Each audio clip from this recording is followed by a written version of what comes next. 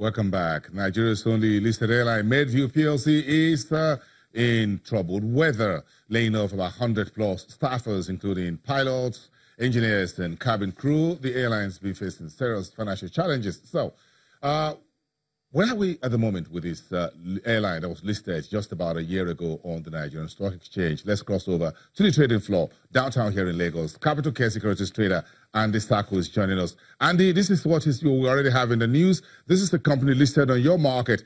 Bring us up to speed. Where is the share trading right now, and what are you hearing about the state of the airlines? A few of them that we've seen listed on the market are now gone.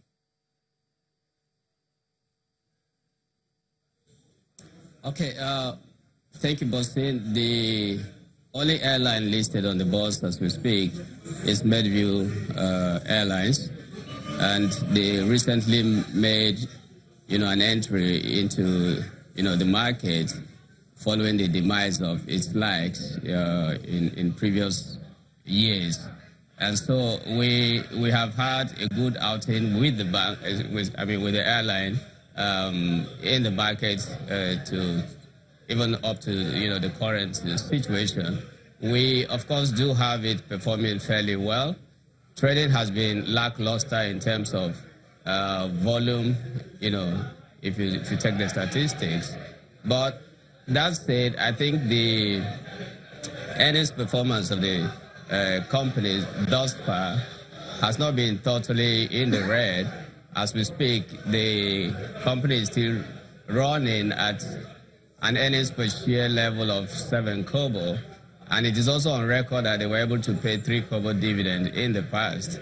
But that also has to be taken in context. The aviation industry, as we do know, is highly capital intensive, and a lot more room needs to be opened, whether from the regulatory perspective or even the commitment of investors into that sector.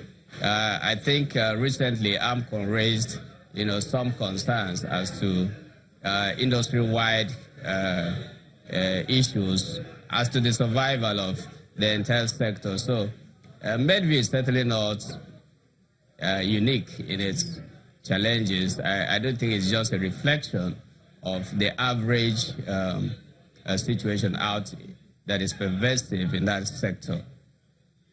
All right. Thank you very much, Andy Sako, trader with Capital Care Securities, for your view on that Medview current situation. Let's return to Bali, Indonesia, where the IMF says the emerging economies will muddle through recent market turbulence without a severe shock to their financial system. This was contained in the Global Financial Stability Report released today at the AUNA meetings. Let's take a listen to Tobias Adrian, the chief economist of the IMF. Our latest Global Financial Stability Report finds that the global economic expansion remains strong, supported by still easy monetary policy. The global financial system is stronger now than it was before the global financial crisis, thanks to a decade of reform and recovery.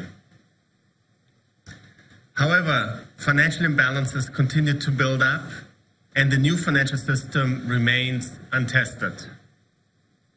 Short-term risks to financial stability have increased, and risks in the medium term remain elevated. So, while there are reasons for optimism, this is no time for complacency. Since our last report 6 months ago, the balance of risk in the economy has shifted to the downside. Global growth has plateaued. Trade tensions have escalated. Some emerging markets have experienced capital outflows and asset price pressures.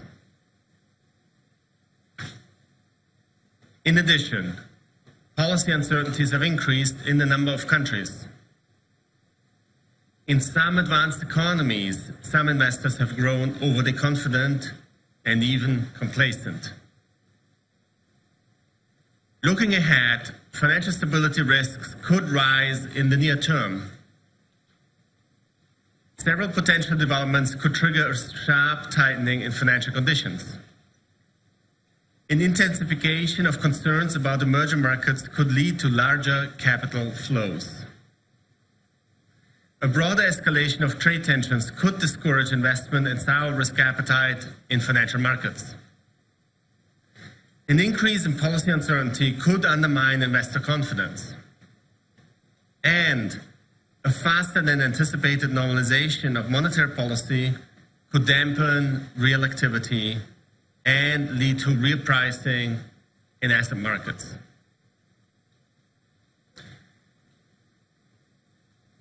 Any of those concerns could become trigger events that could expose the vulnerabilities that have been building during years of accommodative monetary policy. This new report outlines a range of concerns. First, the level of debt held by governments, companies, and households is high and rising. The total debt of those sectors in the key 29 countries with large financial systems has grown to about 250% of their combined GDP. Second, emerging markets and low-income economies have increased their borrowing from other countries.